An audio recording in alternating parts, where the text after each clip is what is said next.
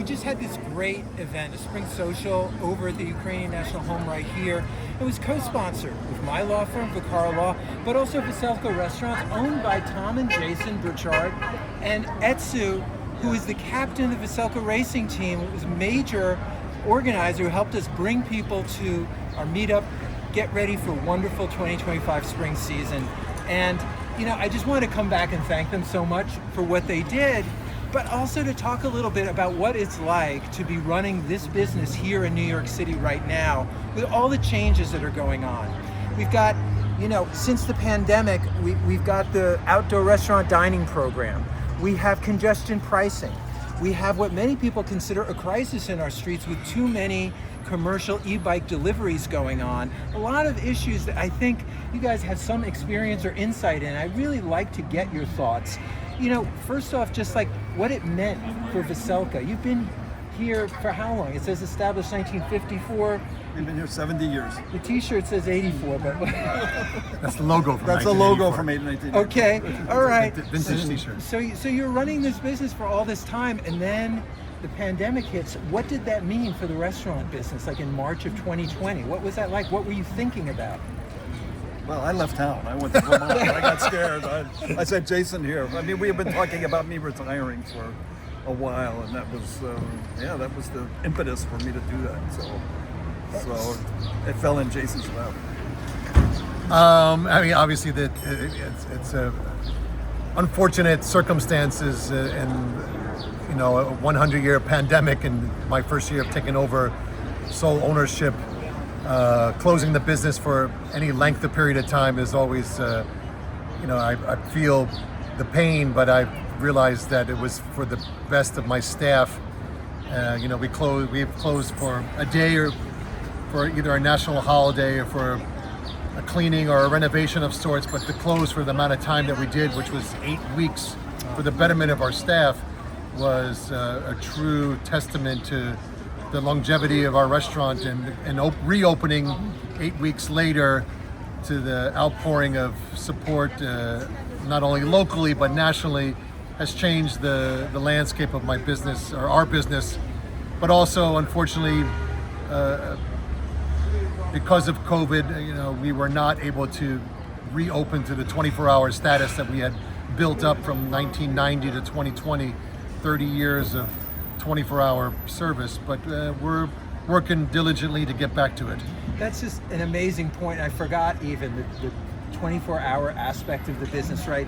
I mean, that's a big part of what people think of when they're coming to New York is like, the subways are open 24/7, the streets are open 24/7, these It's the restaurants city that are never open. sleeps. Exactly, and you were part of that. The bars stay open till 4 a.m. Then you go out to eat after.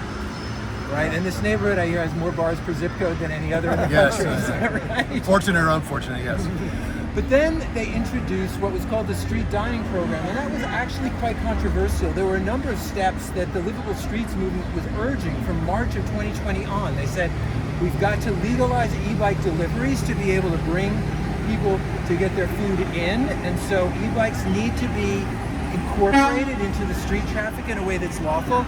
We also need to create ventilated space for businesses like yours, so you could begin to increase perhaps back up to what it was. Because I remember in the beginning it was like every other table, a lot of restaurants, you had a certain amount of space around the tables. It's like almost like a distant memory, but what was that like?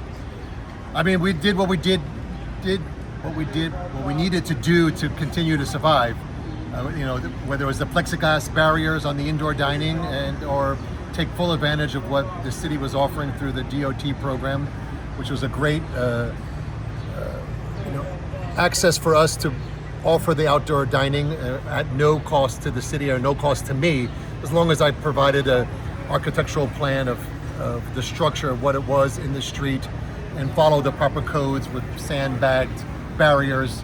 It was a great, or what we would say, a godsend for me because many people wanted to sit outside post-COVID, not knowing what, not being too close to others. So it was a great run until last year, and now the city is now taking full advantage and charging small businesses like myself fees. I don't want to get into exact numbers, but not what you would, a small business owner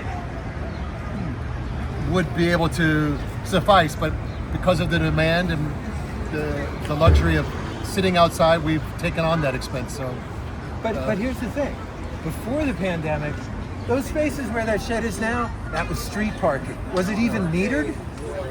well, the space where we are was metered. How much money was being generated by those metered parking spaces versus how much money the city's generating now from the outdoor dining shed? Well, I think they're making a lot more money now. But I think during COVID, they wanted to offer the small business owners some type of relief. Even though there is a sales tax revenue aspect of the outdoor dining, but to keep it cost-free to small businesses like myself was definitely a plus, and we were very grateful for that. So, I think there's a trade-off, whether it's on the street side where there is still an access to the bike lane versus avenues where you have to cross the bike lane to access the outdoor space. That can be tough, and we never, being bike advocates, we never applied for avenue side. It was available to us, but knowing the difficulties of crossing an active bike lane with hot coffee, borscht, and pierogies, I didn't want to. Plus, we had plenty of room over here. Yeah, so we took full advantage of our 9th Street space. Yeah. So. You mentioned your awareness of cycling, right? That's a story I've never heard told. Why is it that Veselka is here sponsoring this renowned racing team, the Etsu's happening? How did you guys get involved in bikes and decide to make that part of what you do? Defer to Tom on that. Yeah, I used to come here on Saturday mornings back in my working days, and typically on a nice Saturday morning there would be cycling teams out here who had raced in Central Park early in the morning, and they were here and their kids. And I was going back to Greg LeMond days. I became a groupie. I sort of a fan of the Tour de France and his performance and what happened there. I had always been like a recreational cyclist. I had friends in the neighborhood who go up to Turnbull every Saturday. And then seeing these racers here, it just kind of planted the seed of an idea what, it'd be great to have the Veselka logo on a team. I didn't know what was involved. But then a friend of Etsu's called me, probably 15 years ago, and said, I have friends who are in this team, and then, making a long story short, we need a sponsor. I'd like you to meet him. They're a great group of guys. So I met Etsu and was very impressed with him. And I was a secondary sponsor initially, a minor sponsor. And then the opportunity came to be the major sponsor. Celebrating 11 years. 11 years. 12 years. So Etsu, I'm curious, I'm not really in the racing scene, but why do bike racing teams need and want sponsors, just besides the fact that it's always nice to have more resources? I would say we don't need the sponsor, but we would like the idea of being sponsored. Okay. I think that trickles down from the pro cycling, where every pro cycling team represents a brand, whether it's a local restaurant or tile company. I think that can trickle down to the amateur level. And I think living in New York, most of us can't afford to race. Most of us can't afford to buy our own kit, but I think it makes it a unique, in a good way, an exclusive experience for guys on the team to represent a sponsor. And for us, it's very, very special, because if you look around, there are maybe 30, 40 cycling clubs and racing teams in New York, but I'm pretty sure we're the only cycling team or racing team that is sponsored by a local business that's not bike related. And so we're very proud of that. I'm personally very proud of it. I tell all the guys on the team, particularly the new ones, to make sure that we understand that and appreciate that. It's easy to have a Specialized or any other brand, Right. but it's very rare to have Veselka. And this idea, it's fascinating to me that, the CRCA races can occur sometimes as early as 5 a.m. in the park, right? So a 24/7 restaurant available, this is why people would come down here after racing in the morning in Central Park back in the day? Is that...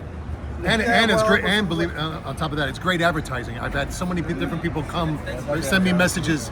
I've seen a guy wearing your Veselka kit. What's the relationship? And it becomes a talking point. We're bike cyclists. So We're we big say to bike, them, come down, have some pierogies, and we'll tell you about it. big bike exactly. advocates. Yeah, I've heard people stop us and they'll say, "Oh, I used to eat there 40 years ago when I lived in East Village. Now my nephew lives there." You know, those type of stories happen almost on a weekly So basis. come back. Yeah, absolutely. Thanks so much, guys, again for sponsoring the event. I sure hope we get to do it next spring. Yeah, yeah. Spring We look over forward to it. 2026. Yes. All right. Bigger and better.